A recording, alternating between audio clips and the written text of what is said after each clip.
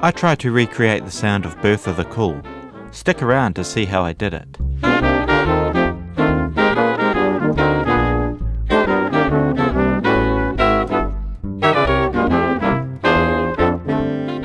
So from my home in New Zealand, I thought it would be great to try and recreate the amazing Birth of the Cool sound. It's an album I've loved ever since I got a copy when I was a trumpet student in my 20s. One part of this challenge is assembling the unusual instrumentation, so I turned to my fellow YouTube collaborators and found some willing people on Fiverr to play the saxes, French horn and tuba for me. Playing one track at a time separately from each other isn't obviously the best way to get a cohesive group sound, but it's the best I could do from the South Pacific.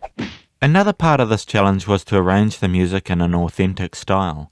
As some of you may have seen from my previous videos, I've been studying Gil Evans's harmonization style thoroughly, so I tried to emulate what he might have done here. In this video, I'll talk about the basic orchestration and textures, but if you'd like to see the full detail on the harmony, then check out the companion video. 70 years ago, Birth of the Cool began in a small New York basement apartment on West 55th Street, near 5th Avenue, behind a laundry. Gil Evans lived there in a studio that had little more than a piano, bed and record player. With an open-door policy and a constant rotation of musicians and composers, the conversations that happened there would revolutionize the sound and compositional approach of orchestral jazz. The sound is characterized by innovative arrangements influenced by classical music, and marked a major development in post-bebop jazz. These recordings are considered groundbreaking in the history of jazz.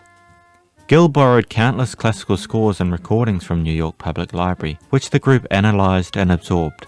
They shared a unified desire to create an ensemble that could retain the sound and feel of the Claude Thornhill Orchestra with the fewest possible instruments. The 9-piece band consisted of 2 woodwinds, 4 brass and a rhythm section.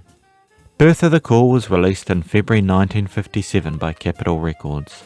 The 11 tracks were recorded by the band over the course of 3 sessions during 1949 and 1950.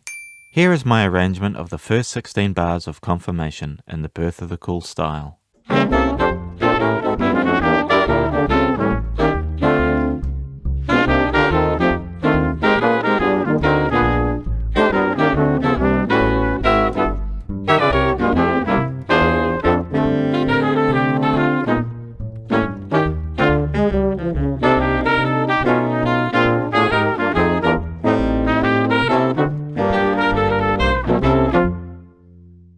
How did I do? Let me know what you think down below. Of course, in these 16 bars I'm not able to replicate every texture that is present in Birth of the Cool, so I looked for the most common textures throughout the album. I also wanted to treat these 16 bars as if it were the start of an arrangement. The 3 most common textures in Birth of the Cool are 1. A soli texture, all the horns playing the same rhythm over the rhythm section. These textures can be found in Moon Dreams, Boplicity, and Gerry. I used this texture for the first 8 bars and parts of the second A section of Confirmation. For the orchestration of these sections, I took what Gil and Gerry Mulligan generally did, which is a vertical arrangement of trumpet, alto sax, French horn, trombone, and then tuba. The baritone sax is on the melody an octave below. 2. Trumpet and alto sax on the melody, in unison or octaves, with the rest of the band accompanying them. Examples of this can be found in Gerry, Deception, and Rock Salt. I used this texture for most parts of the second A section. As the melody is doubled at pitch, I didn't double the melody with the baritone sax. The vertical arrangement is trumpet and alto sax in unison, French horn, trombone, baritone sax, and tuba. This voicing is used a lot throughout Birth of the Cool. 3. Polyphonic texture. Independent melodies often in the lower horns, between or under other ensemble phrases. This is the most varied texture and can be found in several numbers including Move and Venus de Milo.